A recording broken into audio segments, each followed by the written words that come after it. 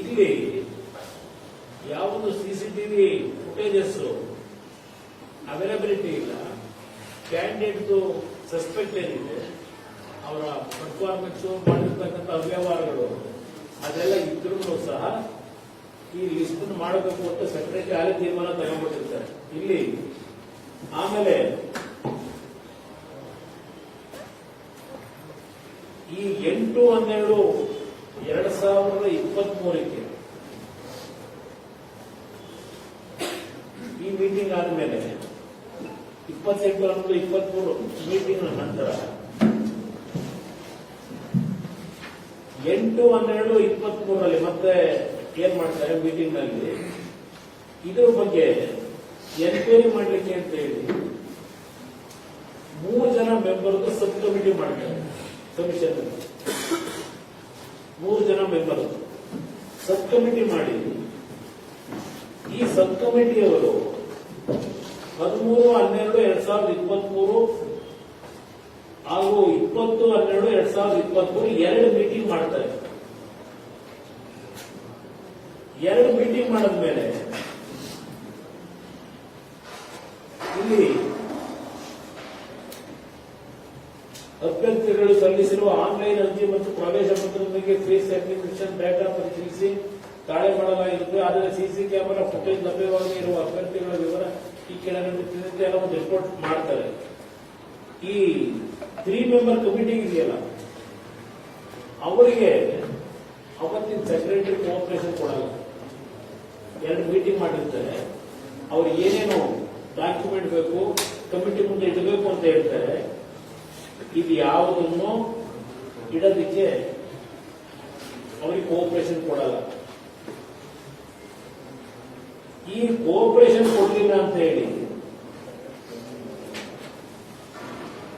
ಇವರು ನಾವಿಲ್ಲಪ್ಪ ಇದು sub committee ನಾವು ಈಗ ತನಿಖೆ ಮಾಡೋದ್ರಿಂದ ಅರ್ಥ ಇಲ್ಲ, ನಾವು ರಿಪೋರ್ಟ್ ಕೊಡ್ಲಿಕ್ಕೆ ಆಗೋದಿಲ್ಲ, ನಮಗೆ ಸೆಕ್ರೆಟರಿಯಿಂದ ಯಾವುದೇ ರೀತಿ ಕೋಆಪರೇಷನ್ ಇಲ್ಲ, ಅದರಿಂದ ನಾವೇ ಕಂಟಿನ್ಯೂ ಆಗೋದು ಉಪಯೋಗ ಬರಲ್ಲ ಅಂತ ಹೇಳಿ ಅವರು ಹೇಳ್ತಾರೆ. Enquiry was in progress. The then secretary started acting against the interest of the commission, leading to serious confrontation. In view of the indifferent attitude of the secretary, the members of subcommittee informed the chairperson about the non-willingness to participate in the meetings till the secretary obeys implement the decisions of the commission ಅಂದ್ರು. ಇವರು secretary ನಮ್ಗೆ ಯಾವುದೇ ರೀತಿ support ಕೊಡ್ತಾ ಇಲ್ಲ, ಕೆಲಸ ಮಾಡಲಿಕ್ಕೆ ನಮ್ಗೆ ಯಾವುದೇ ರೀತಿ ಕೋಆಪರೇಷನ್ ಇಲ್ಲ, ಅವ್ರ ಇಂಡಿಫರೆಂಟ್ ಆಟಿಟ್ಯೂಡ್ ಏನಿದೆ ಆ ಹಿನ್ನೆಲೆಯಲ್ಲಿ ಚೇರ್ಮನ್ ಗಮನಕ್ಕೆ ಇದೆಲ್ಲ ತಂದು ಇದನ್ನ ಮುಂದುವರಿಸಲಿಕ್ಕೆ ನಮ್ಗೆ ಇಷ್ಟ ಇಲ್ಲ ಅಂತಕ್ಕಂಥದ್ದು ಇವರು ಒಮ್ಮೆ ಮಾಡ್ತಾ ಇದ್ರೆ ಇಷ್ಟ ಇಲ್ಲ ಅಂತ ಹೇಳಿದ್ರು. ಅದಾದ್ಮೇಲೆ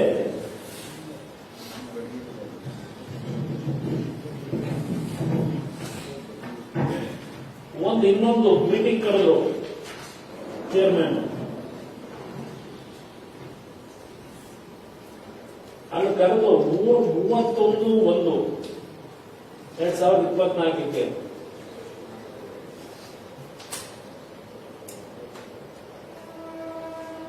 ಈ ಸೆಕ್ರೆಟರಿಗೆ ಚೇರ್ಪರ್ಸನ್ ಅಡ್ರೆಸ್ ಮಾಡಿ ಲೆಟರ್ ಬರೀತಾರೆ. ಏನ್ ಹೇಳ್ತಾರೆ? The chairperson white a letter dated 31/1/2024 addressed to the secretary and impliedly permitted the secretary to publish the final selection list subject to the decision of the subcommittee. ಈ ಒಂದು ಸಬ್ committee report ತಗೊಂಡ ನಂತರ subject to decision ಅಂತ ಹೇಳ್ತಾರೆ. ಅವ್ರು ಯಾವ final selection list ಬಗ್ಗೆ ಮುತುವರ್ಜಿ ವಹಿಸ್ಕೊಂಡು ಹೊರಟರು. Subject to the decision of the sub committee final selection list ನ ಪಬ್ಲಿಷ್ ಮಾಡತಕ್ಕಂಥದಕ್ಕೆ ಚರ್ಚೆ ಆಗಿರುತ್ತಷ್ಟೇ. ಇದನ್ನೇ ಅಡ್ವಾಂಟೇಜ್ ತಗೊಂಡು 31/24 ಅಲ್ಲಿ ವಿತೌಟ್ ರಿಕ್ವೈರ್ಡ್ ಕೋರಮ್, ಅಲ್ಲಿ ಕೋರಮೂ ಇರಲ್ಲ ಮೆಂಬರ್ಸ್, ಈ ಅಜೆಂಡಾದನ್ನ ಫೈನಲ್ ಸೆಲೆಕ್ಷನ್ ಲಿಸ್ಟ್ ನ ಪಬ್ಲಿಷ್ ಮಾಡಿಬಿಡ್ತಾರೆ ವಿತೌಟ್ ಕಮಿಷನ್ ನ ಪರ್ಮಿಷನ್. ಅದು ಮಾಡಕ್ ಬರಲ್ಲ. ಸೆಕ್ರೆಟರಿ ಪ್ಲಸ್ ಕಮಿಷನ್ ಇಬ್ರು ಸೈನ್ ಹಾಕ್ಬೇಕು. ಅಲ್ಲಿ ಇಷ್ಟು ಫೈನಲ್ ಮಾಡ್ಬೇಕಾರಲ್ವ ಸರ್? ಚೇರ್ಮನ್ ಪ್ಲಸ್ ಸೆಕ್ರೆಟರಿ ಇಬ್ಬರಿಗೂ ಸೈನ್ ಇರುತ್ತೆ. Without the permission of the chairman ಈ ಸೈನ್ ಆ ಸೆಕ್ರೆಟರಿ ಸೈನ್ ಕಳಿಸ್ತಾರೆ. ಏನಂತಾರೆ selection the set meeting of the commission was conducted by excluding the chairman. The secretary acted in haste and forwarded the final selection list to the government for further action without getting approval of the commission. Commission approval is secretary government ಕಳಿಸಾಯಿತು. ಅದನ್ನು chief secretary ಕಳಿಸಿದ್ರು. Then chief ಸೆಕ್ರೆಟರಿಗೆ ಈ illegal action taken by the secretary ಇದೆಯಲ್ಲ, over ruling the power of the commission, ಈ secretary ತರ ಎಲ್ಲ ಮಾಡಿದರೆ ಈ ಇಷ್ಟನ್ನ ವಿತೌಟ್ ಮಾಡಿ ಅಂತ ಹೇಳಿ ಚೀಫ್ ಸೆಕ್ರೆಟರಿಗೆ ಕಮಿಷನ್ ಅಂತ ಲೆಟರ್ ಹೋಗುತ್ತೆ. 1/2/2024 ಈ ಲೆಟರ್ ಹೋದ್ಮೇಲೆ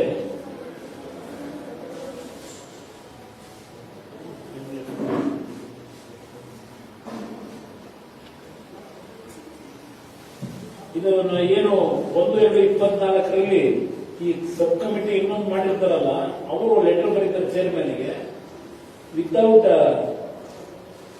ಸಬ್ ಕಮಿಟಿ ರಿಪೋರ್ಟ್, ಚೇರ್ಮನ್ ಪರ್ಮಿಷನ್ ಇಲ್ಲದೆ ಫೈನಲ್ ಸೆಲೆಕ್ಷನ್ ಲಿಸ್ಟ್ ನ ಕಳಿಸಿರ್ತಕ್ಕಂಥದ್ದು ನಮ್ಮ ನಾರಾಯಣಜಿಗೆ ಬಂದಿದೆ ಅಂತೇಳಿ ಲೆಟರ್ ಬರೆದ್ರು ಸಬ್ ಕಮಿಟಿಯವರು. ಅಲ್ಲಿ ಕಮಿಷನರ್ ಏನಿರ್ತಾರೆ, ನಿಮ್ಮ ಚೇರ್ಮನ್ ಸೆಕ್ರೆಟರಿ ಚೀಫ್ ಸೆಕ್ರೆಟರಿ ಬರೀತಾರೆ ಒಂದು ಲೆಟರ್ನ, ಇದನ್ನ ನಾವು ವಿಚಾರಣೆ ಮಾಡಿ ಅಪ್ರೂವ್ ಮಾಡಬೇಡಿ ಅಂತ ಸೆಲೆಕ್ಷನ್ ಲಿಸ್ಟ್. ಇಲ್ಲಿ ಈ ಸಬ್ ಕಮಿಟಿನಲ್ಲಿ ಇದೇನು ಲೂಪ್ ಹೋಲ್ಸ್ಗಳಿದೆ ಇದೆಲ್ಲ 15/3/24 15/3/24 ಫಸ್ಟ್ ಮೀಟಿಂಗ್ ಏನು ಎಂಡ್ ಆಗುತ್ತೆ, ಈ 19/3/24 ಈ ಸಬ್ ಕಮಿಟಿಯವರು carbon copies, OMR from candidates ಇದನ್ನೆಲ್ಲ ಎನ್ಕ್ವೈರಿ ಮಾಡ್ತಾರೆ.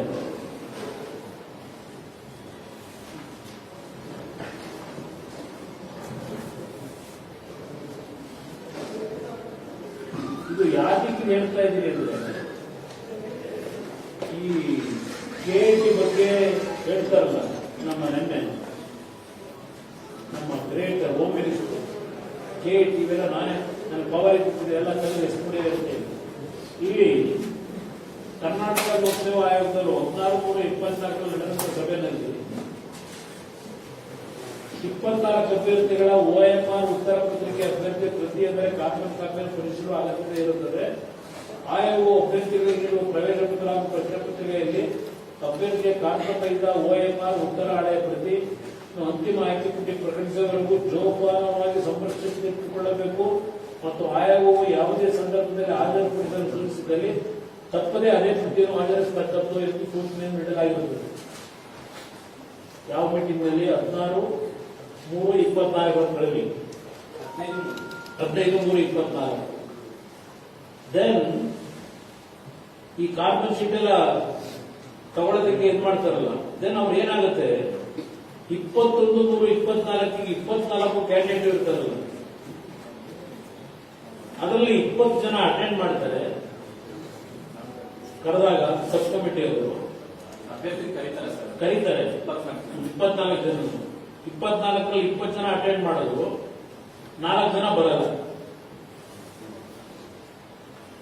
ಇದಾದ ಮೇಲೆ ಏನಾಗುತ್ತೆ, ಇದು ಎಲ್ಲ ಇದನ್ನೆಲ್ಲ ಅವರು ಪರೀಕ್ಷೆ ಮಾಡಿದ್ದಾರೆ. OMR ಕಾರ್ಬನ್ ಕಾಪಿ ಎಲ್ಲ 25/3/24 they decided to refer this all material to scientific investigation.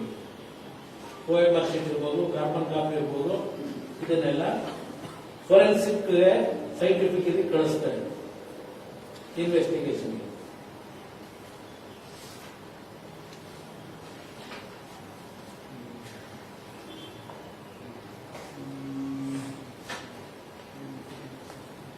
25/3/24 ಕೊಟ್ಟರು. ಸಭೆಗೆ ಆಗಿದ್ದ ಗೋಪ್ಯ ಶಾಖೆ ಅಧಿಕಾರಿ ತಾವು OMR ಉತ್ತರ ಪತ್ರಗಳು ಆಗಿನ ಕೇಂದ್ರ ಕಚೇರಿ ಸ್ವೀಕೃತವಾದ ನಂತರ ತಮ್ಮ ಹೆಚ್ಚಿಗೆ ಮಟ್ಟದ ಕರ್ತವ್ಯಗಳು ಪ್ರತಿಕ್ರಿಯೆ ಕೊಟ್ಟು ಕಾರ್ಯನಿರ್ವಹಿಸುವ ಬಗ್ಗೆ ಲಿಖಿತ ಹೇಳಿಕೆಗಳು 27 ಬೆಳಗ್ಗೆ 11:30 ಸಮಿತಿ ಮುಂದೆ ಸಲ್ಲಿಸಿ ನಿರ್ಣಯಿಸಲಾಯಿತು.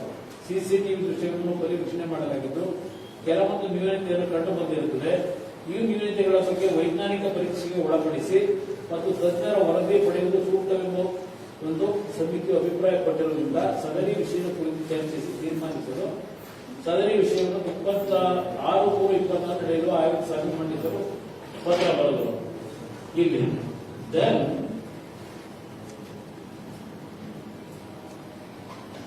26/3ಕ್ಕೆ ಈ cabinet sub committee cabinet sub committee commission ಈ ಪ್ರಪೋಸಲ್ಗಳು ಏನ್ ಕೊಟ್ಟಿರ್ತಾರೆ ಅದನ್ನೆಲ್ಲ ಅಪ್ರೂವ್ ಮಾಡ್ತಾರೆ. ದೆನ್ ಕಾರ್ಯದರ್ಶಿಗಳು 18/5/24ಕ್ಕೆ ಈ DPR ಒಂದು ಪತ್ರ ಬರೀತಾರೆ. DPRಗೆ 18/5 ಒಂದು ಪತ್ರ ಬರೆದು ಗ್ರಾಮೀಣ ಕುಡಿಯುವ ನೀರು ಮತ್ತು ನೈರ್ಮಲ್ಯ ಇಲಾಖೆಯ ಸಹಾಯಕ ಕಾರ್ಯಪಾಲಕ ಇಂಜಿನಿಯರ್ 18+7 ರಚಿಸಲಾದ ಉಪ ಸಮಿತಿಯ ವರದಿ ಹುದ್ದೆಗಳ ನೇಮಕಾತಿಗೆ ಸಂಬಂಧಿಸಿದಂತೆ ಅಭ್ಯರ್ಥಿಗಳ OMR ಮತ್ತು CCTV ದೃಶ್ಯಗಳ ಬಗ್ಗೆ ತಜ್ಞರ ಅಭಿಪ್ರಾಯ ಕೋರುವ ಬಗ್ಗೆ ಅನುಮತಿ ಕೋರುವ ಬಗ್ಗೆ ಅಂತ ಹೇಳಿ ಈ DPR ಬರೀತಾರೆ ಪತ್ರ. ಕಾರ್ಯದರ್ಶಿ ಲೋಕಸಭಾ ಆಯೋಗಗಳು ಈ 25/6/18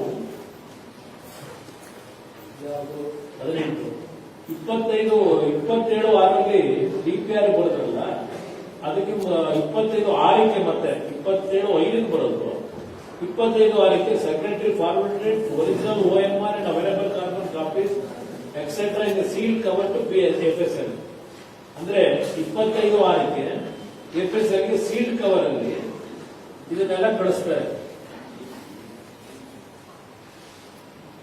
ಶೀಘ್ರ ವರದಿ ನೀಡುವಂತೆ ತಮ್ಮನ್ನು ಕೋರಲು ನಿರ್ದೇಶಿಸಲ್ಪಟ್ಟಿರುತ್ತೇನೆ ಅಂತ ಆಯ್ತು, ಕಳಿಸೋದು FSL.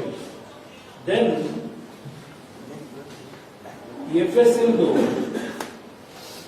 Report related to video files ಇದೆಯಲ್ಲ, ಈಗ ಏನಾಗುತ್ತೆ, ಈ ನಮ್ಮ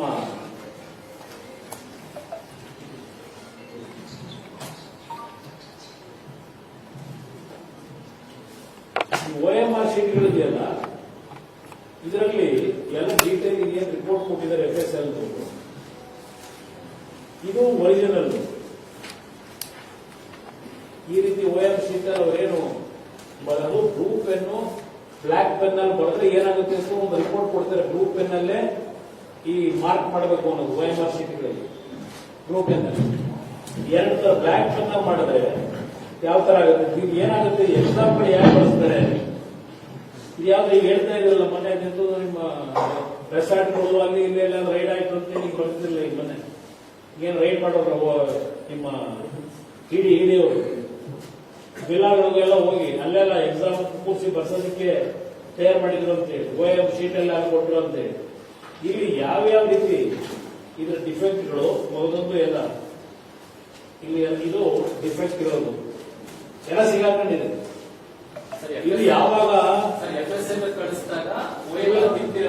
ಇದೆಲ್ಲ ಸಿಗಾಕೊಂಡಿದೆ. ಯಾವ ಪರೀಕ್ಷೆದು rural development assistant executive engineer drinking supply water supply, ಇದೇ ಖರ್ಗೆ ಅವರು ಮಲ್ಲಿಕಾರ್ಜುನ ಖರ್ಗೆ ಪ್ರಿಯಾಂಕಾ ಖರ್ಗೆ ಇದ್ದಂತ ಇಲಾಖೆ ಇಲ್ಲಿ ನಡೆದಿರ್ತಕ್ಕಂಥ ವ್ಯವಹಾರ ಇದು. ಇಲ್ಲಿಗಲ್ ವೇನಲ್ಲಿ 14 ಜನಕ್ಕೆ 24 ಜನಕ್ಕೆ ಇದು ಅವ್ಯವಹಾರ ಆಗಿದೆ ಅಂತ ಹೇಳಿ ಕೋರ್ಟ್ ಆದೇಶಗಳ ನಡುವೆನೂ ಎಲ್ಲ ಕೊಡಬಾರ್ದು ಅಂತ DPR ಎಷ್ಟು ಕೊಡೋದನ್ನು ಅಪಾಯಿಂಟ್ಮೆಂಟ್ ಕೊಟ್ಟಿದ್ದೀರಲ್ಲಪ್ಪ. ಇಲ್ಲಿ ಅಪಾಯಿಂಟ್ಮೆಂಟ್ ಕೊಟ್ಟಿದ್ರಲ್ಲ ಖರ್ಗೆ ಅವ್ರೆ, ಯಾವ ತರ ತುರಿಲಿ ಕೊಟ್ರಿ ಅಪಾಯಿಂಟ್ಮೆಂಟ್ ನ?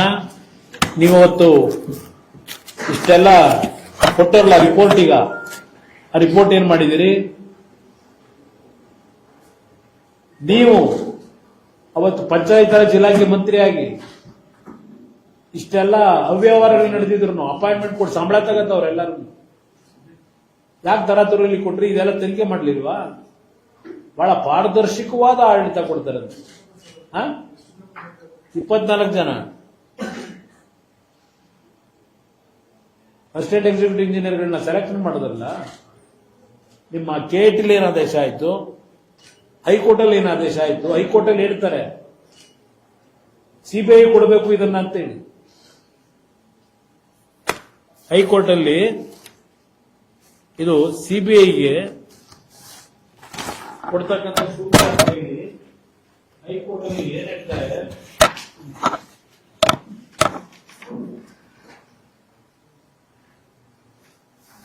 Mr. Lakshminarayan and Bhagwan, learned senior advocates appearing for the petitioner, insist that the investigation should be handed to the CBI and not to any state agencies.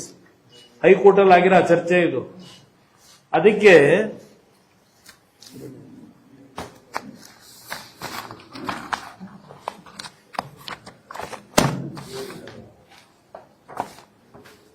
ಇಲ್ಲಿ oral order in the high court of Karnataka, all parties to these proceedings are put to notice that court may explore the possibility of entrusting investigation to the Central Bureau of Investigation established under the Delhi Special Police Establishment Act 1946. We request P. Prasanna Kumar, learned standing counsel for CBI, NIA to graciously be available in the court hall when these proceedings are taken up for hearing, so that if any urgent information is required or immediate action needs to be taken, time may not be wasted in accomplishing the avoidable formalities. 19/3/25 oral orders ಮಾಡ್ತಾರೆ. ಏನು RSS account ಕೇಳದೆ ಪ್ರತಿನಿತ್ಯ ಯಾವ account ಕೇಳಿ ಏನ್ರಿ ನೀವು ಮಾಡಿರೋ ಕೆಲಸಕ್ಕೆ ನೀವೇ ಉತ್ತರ ಕೊಡ್ತೀರಿ? ಏನಾದ್ರೂ ನಿಮಗೆ ಅಲ್ಪ ಸ್ವಲ್ಪ ನಿಮ್ ನಾಲಿಗೆ ಮತಬಳಕೆ ಮಾಡುತ್ತಲ್ಲ, ಆ ನಾಲಿಗೆ ಗೌರವ ಕೊಡಬೇಕು ಅಂತ ಯು ಮಸ್ಟ್ ರಿಸೈನ್ ಇಮಿಡಿಯೇಟ್ಲಿ. ಪಾರದರ್ಶಕ ಆಡಳಿತ ತೋರಿಸಬೇಕು ಅಂದ್ರೆ, ಮಾಡಬೇಕು ಅಂದ್ರೆ ಇಲ್ಲೆಲ್ಲ ಇದೆ. ಇಲ್ಲಿ ಏನೇನಾಗಿದೆ ರಿಪೋರ್ಟ್ಗಳು ಇಷ್ಟೆಲ್ಲ ಬಂದ್ರು ಇದರಲ್ಲಿ ಯಾಕೆ ನೀವು ಅಪಾಯಿಂಟ್ ಮಾಡಿದ್ರಿ? ಅದೇ 2014-15 ಯಾವ್ದೋ ಒಂದು ಕಂಪ್ಲೇಂಟ್ ಬಂತು ಹೇಳಿ 362 ಜನದ ಅಪಾಯಿಂಟ್ಮೆಂಟ್ ನ ಸ್ಟಾಪ್ ಮಾಡಿದ್ರಲ್ಲ.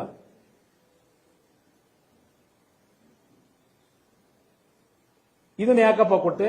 ಅಪಾಯಿಂಟ್ಮೆಂಟ್ ಆಗಿದ್ರೆ ನಿಮ್ಮ ಇಲಾಖೆನಲ್ಲಿ ತರಾತುರಿಲಿ ಕೊಟ್ಟಿದ್ದಾಕೆ? ಇಷ್ಟೆಲ್ಲ ಅಕ್ರಮ ನಡೆದಿದೆ ಅಂತಕ್ಕಂಥದ್ದು ಪ್ರೂವ್ ಆಗಿದೆ. ಇಲ್ಲಿ ಇವೆಲ್ಲ 1 ವರ್ಷದ ಸಂಬಳ ತಗತ್ತವ್ರೆ. ನೀವು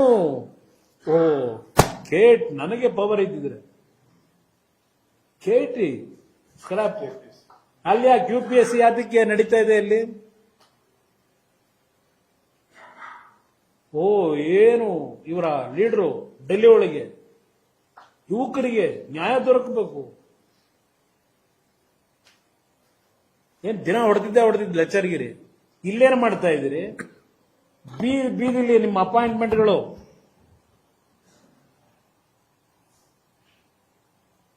ಇವತ್ತು ನೀವು ನೇಮಕ ಮಾಡಬೇಕು. 18 ಜನ ಮೆಂಬರ್ಸ್ ಇವತ್ತು ಈ ಸರ್ಕಾರದಲ್ಲಿ ಮಾಡಿರೋದು KPSC ಮೆಂಬರ್ಗಳನ್ನ 18 ಜನ. ಯಾವ ಆಧಾರದ ಮೇಲೆ ಮಾಡಿದ್ರಿ? ನಿಮ್ಮ ಸಚಿವ ಸಂಪುಟಗಳಲ್ಲಿ ಇಷ್ಟೆಲ್ಲ ಮಾತಾಡಿದ್ರೆ ನಿಮ್ಮ ಸಚಿವ ಸಂಪುಟದಲ್ಲಿ ಇದು ನಡೀತಿರೋ ತಪ್ಪು ಅಂತ ನೀವು ಮಾತಾಡೋಕೆ ಯೋಗ್ಯತೆ ಇಲ್ಲ ನಿಮಗೆ?